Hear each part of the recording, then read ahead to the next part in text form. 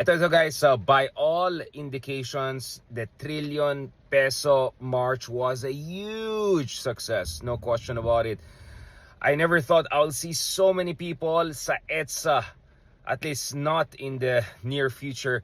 The last time I saw so many people overwhelming the heartland of a major city, a metropolis, was in Hong Kong back in 2019 when I covered the massive protest there.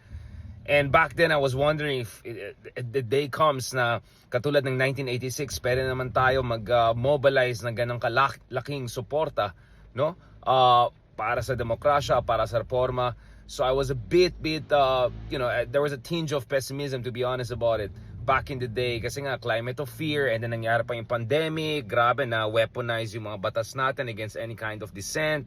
I was very disappointed with the very limited number of people who showed up dun sa mga protests against EJK, protests against shutting down of ABS-CBN. Again, naintindihan ko, the climate of fear was really serious. In fact, one of my suspicions is that the climate of fear kind of distorted people's sense of satisfaction or approval of Digong.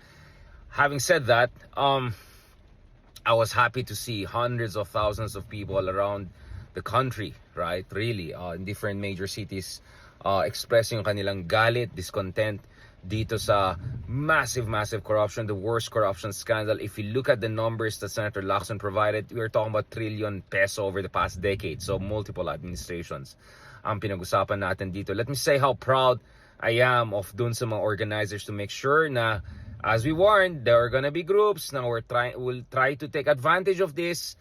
Nakita natin sa Mendiola, unfortunately, it got fatal, at least for one individual. Our deepest condolences, and there was a lot of violence and all. May mga dark forces, mga Tingga Diliman na involved dyan. So we have to investigate. There was nothing spontaneous about some of the violence we saw there. Mukhang well organized, or at least my conspiracy or something was involved there. But having said that, I'm glad that there were the real deal, the big protests, were actually very peaceful. It was more of a rally.